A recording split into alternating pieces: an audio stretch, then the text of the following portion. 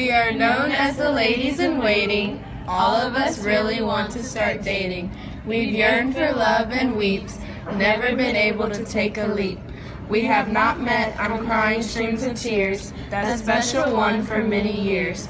We are classified as a lower rank, just to know what is at stake.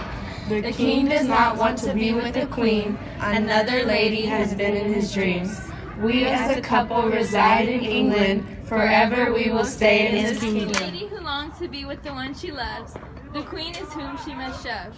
To be the best fit, I must not be a hypocrite. I will not wait to find the one, because the king is my son. It brings me heartache every night to not want to be with the knight. My deepest love cannot be with me, and it seems like a deed. I've seen him many times before, especially on the dance floor. Our conversations have gotten deeper, re-emphasizing the fact that he is a keeper. Together our love continues to grow, he gives me a glow. To this I vow my unending love that I could never dispose of. Although I've been warned to stay away, I cannot seem to find my way. A forbidden relationship can succeed, and it can lead to greed. Through all the hurdles along the way, none of the hardships can make me go astray. The queen is unaware of everything. If she knew the pain it would bring, even this could not stop me, but I guess I should plead. Loving, laughable Lord is he, our love is planted like a big tree. Tearing down everyone in our path, we've created wrath. Ignore the haters because they have become traitors. Our story doesn't have to end here. Let's have an open ear. Leave the queen and reign with me, so the queen would have to flee. My beloved lover, there is no other. Even though I'm a lady in waiting, being friendless would really be aching. I've gotten really close with the king. We often tell each other everything. Recently, he told me horrible news, something about not knowing who to choose. I wondered what he was talking about, because it had him always in a pout. He has a fantastic relationship, but is drifting like a battleship, constantly complaining about something, which mainly ended up erupting. What he said to me, I couldn't grasp on. Horrifying, but he isn't a moron. He is a kind-hearted man. He would do anything he can to fix the issues he had, but nothing not too bad. He told me more about this other woman who grew up in Brooklyn. I could tell he was head over heels, putting him all in his feels. He stopped being snappy when he realized she made him really happy. It started to click to me that this was no queen, just a simple lady who had his heart, and both came together like a work of art. He cared for her deeply, but their love was secretly. They had the way they made each other felt, had one another moves.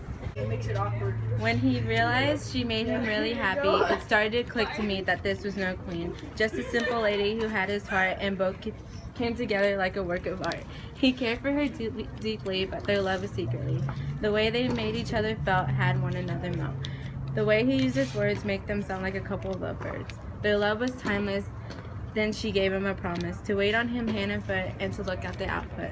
She was the girl of his dreams, and they worked great as a team. Here we have the most wonderful king, none the less than a human being. Every man wishes to have his place in command, and every woman wishes to have his hand.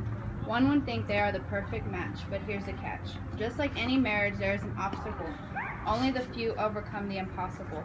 I, as a lady in waiting, the job can be very frustrating, tending to the queen's every need, especially every crying seed.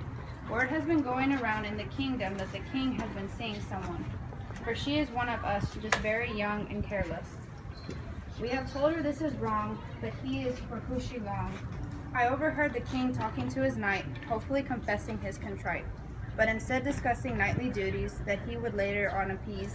When asked about the king's mistress, he did not confess, proclaiming he would never commit such a sin and that he would be forsaken. Days pass and more questions arise, making the king feel antagonized. The atmosphere in the kingdom was tense, giving everyone the feeling of suspense. The air could have been cut with a knife, for only one clueless was still his wife. If the king was not so full of pride, what would happen to his side? For his wife loves him so dearly, but he does not love her clearly. In the end, the king needs to decide and put his pride aside. A lady in waiting is what I am. The queen shall know that I've taken her man. Ever since I came to be with the King, I have began to receive many things. I get money like it's falling from trees. People needing help surround me like bees. These things are for me and I will not share. I hope people see that I do not care. People say that I'm filled with greed because I don't fulfill their needs. My favorite thing to do is shop. I feel like my wallet never stops. I honestly do love the King. I hope he buys me an expensive ring.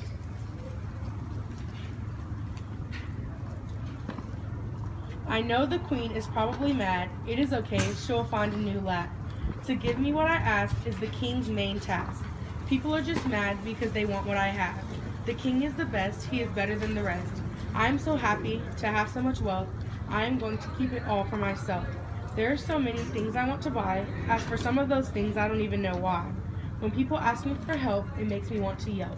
People ask me to share. I act like I have no money to spare. When the King gives me what I please, that really puts my heart at ease.